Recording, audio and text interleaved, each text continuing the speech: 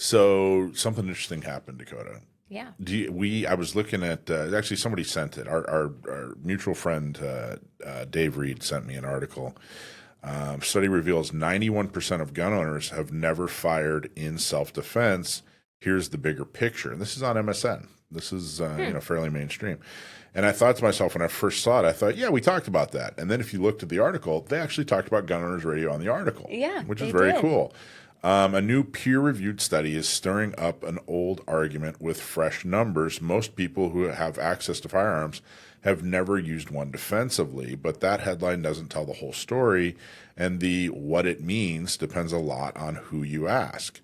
So they're setting it up to basically say, hey, there's two interpretations of the Yeah. number, and the one side is the study's author, Michael and Estes, he's a PhD, and then Kimberly Burke, a PhD, and then Sultan Altiknidi, another PhD. We're just say three PhDs.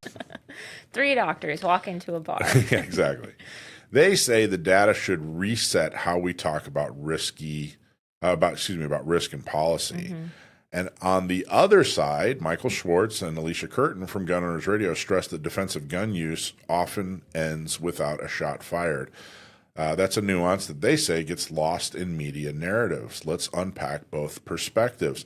So they go into what the study actually found. And then, for example, they surveyed 3,000 U.S. adults with firearm access through a probability-based national panel, which is the study we talked about not long ago. Yeah. Their central finding is simple and stark. 91.7% reported no lifetime history of defensive gun use. Less than 1% reported any defensive gun use in the past. So they're trying to paint the picture that well, what they did is they said, hey, it's super rare, which it is super rare. A defensive gun use is rare compared to the entire existence of humanity on the planet. Right. I mean, it's rare. When people did report using a gun defensively, the most common behavior wasn't firing. It was showing a firearm to be a perceived threat, which was about 4.7% of the time, followed by telling perceived threat that they had a firearm, which is 3.8% of the time, and then firing a threat, which was only 1% of the time, which was extremely rare. That's true. We went on to say that, what really the story here is not that defensive gun uses are so rare that we should just get rid of guns, or we should totally discount, that guns save lives. What the real news here is that a gun, just the mere presence of a gun, you don't actually have to fire a gun for it to defend you. Right. Which was, I think an important point.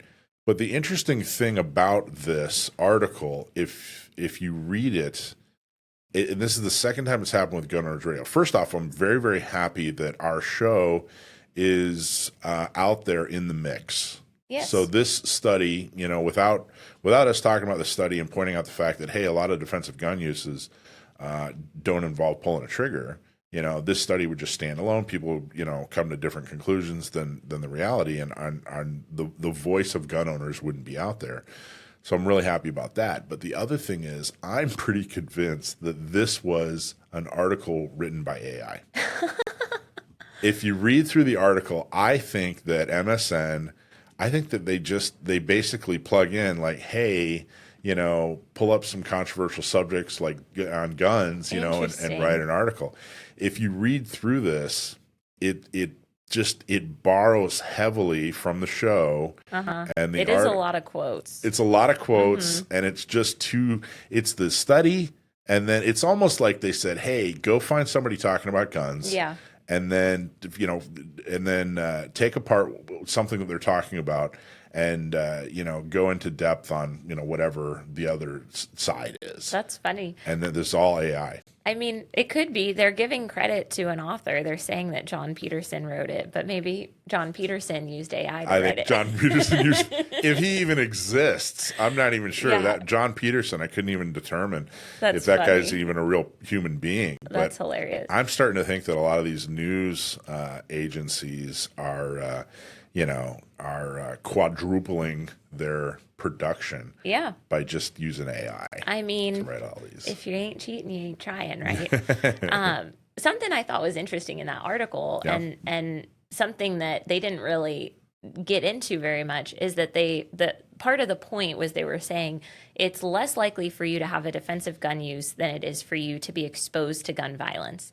But when you look at what they were defining as gun violence or exposure to gun violence, they're including things like hearing gunshots in your neighborhood, knowing someone who was shot, or losing a person to firearm suicide. I would argue that some of those things aren't really gun violence exposure. If I hear shots in my neighborhood, which happened often, like I've heard shots in childhood, I've heard shots as an adult. I don't know, just by hearing the shots, if that was actually gun violence. It could have been a defensive use of a firearm. It could have been justified self-defense. So if you correct for justified self-defense or things like police-involved shootings, which everyone, probably can agree, not good, but also not as, not gun violence exposure specifically, right? Like if we're talking about a law enforcement officer defending their life or defending a person's life, and in so doing has to take some shots, like I wouldn't categorize that as gun violence. But this was anyone who's ever heard a gunshot in their life got classified as someone who had gun violence exposure. Yeah. Well, that's not really a good study, I don't think. I don't think that's really demonstrating gun violence exposure if we're actually saying like who's been held up at gunpoint, who has been shot at, who knows somebody who was shot at unjustifiably. Not, oh, my cousin was committing a home robbery and got shot in the process. Like, it was just kind of interesting to me how they did the study. I was like, well, yeah, of course you're going to see a lot more exposure because you're saying everybody who lives within 4 city blocks of a shooting possibly heard the shot, versus those same 4 city blocks, how many of those homes even own a gun to be able to do a defensive gun use if needed? Probably way, way less, right? So I was like, this is really interesting that they're calling this a study. Well, and that's kind of one of the tricks is to make it so broad, like everybody has been affected by gun violence. Right. Yeah. So many more people have experienced gun violence than had to use a gun defensively. Well, yeah. Also, so many more people have ears than have guns. So, that makes sense. So, one interesting takeaway, I think, is their takeaways. And at the end of the article, I just want to talk about these takeaways and then talk about why I think it's interesting. So at the end of the article, so they basically presented both sides. They said, here's what the study said, and then here's what Gun Owners Radio said. Yep. And then they said, what are the important takeaways? And they had 4. Number 1, most gun owners will never fire in self-defense. But then they went on to explain that doesn't make preparation pointless. It makes preparation focused. If a typical DGU, defensive gun use, is a verbal warning or defensive display, then de-escalation skills, legal literacy, and safe carry habits are every bit as vital as marksmanship. I thought that was a really interesting explanation. That was a good takeaway and an interesting explanation. Now, number 2, safe storage and carry practices matter. Number 3, lawful defensive display is not universal. And then number 4, public health and self-defense aren't mutually exclusive. Those were the 4 takeaways. I'm not going to go into the explanation on all 4. I wanted to just read that first as an example and then give the 4.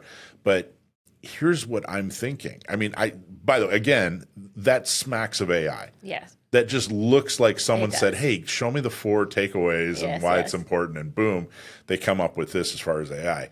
I think we're going to get a more fair shake if this AI trend continues. Because I think that AI is far less passionate, about one side or the other. Whereas I'm willing to give some reporters the benefit of the doubt in that they're trying not to let their bias seep into their reporting. Right. But it does. Yeah. And then there are, of course, reporters where their bias is their reporting is their bias. I mean, they're absolutely one and the same. And they don't care. They're all about bias. They're trying to accomplish a goal. But even the ones that are really, truly trying hard, there's still a subtle, mission creep where they turn into an advocate rather than a reporter, where I don't think AI's got that problem. That's interesting. Yeah, I think the AI tools like ChatGPT and Grok and things like that, I think those ones are a little bit, at least in my perspective from what I've used them for, I think they are a little bit more even-handed.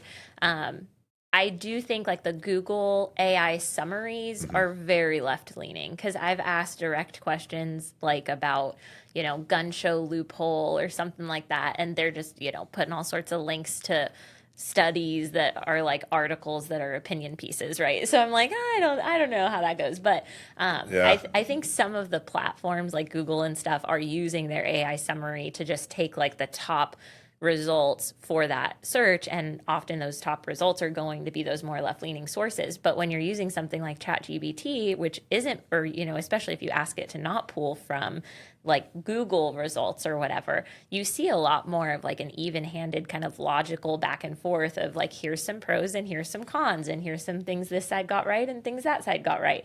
And I think it's a really interesting kind of thought exercise to feed it information and then have it tell you what it thinks, Well, and I've seen studies 70, 80% or whatever of reporters vote a certain way. Right. And it's not the way we want them to vote, as far as, or at least it's not. At least Second Amendment wise. It's not Second Amendment. It's probably not pro Second Amendment.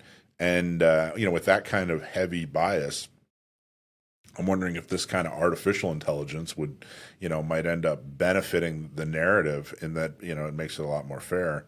Yeah. But have you ever snapped back at AI? Like corrected it? Like I've actually, like I'll be looking for statistics or something like that on Second Amendment or shootings or whatever, and they'll give me a paragraph or two, and I'll just get mad and say, "Look, keep your anti-Second Amendment crap to yourself, AI," and then they'll actually apologize. Sorry, we'll be more, whatever. That is hilarious. I've actually done that. No, It helps me. It helps me keep zen. That's if I can just funny. yell at AI, nobody's feelings are hurt. I have used it to like summarize articles or things like that if I don't have time to read a whole thing, or I use ChatGPT a fair amount for helping clean up language, especially in like long emails, because I have to send a lot of long emails in my life. And so I'll put my email in and I'll say like, make this a little more concise, and they'll like cut out the extra words that you don't need and stuff. So I use it for things like that, but maybe I'll start playing around with the political stuff a little more. Well, we're going to post a link to this. And again, this is MSN.com, not exactly known for their pro Second Amendment. No, not at all. Bent. So check it out. Let us know if you think this was AI generated and what you think about AI and giving us Second Amendment folks a little bit more of a fair shake, and maybe cutting out some of the unintentional bias as well as some of the very intended bias by some reporters. Hey, thanks for watching Gun Owners Radio. I hope you loved that clip. Don't forget to like, subscribe, comment, and follow us on social media, and check out our website at gunownersradio.com.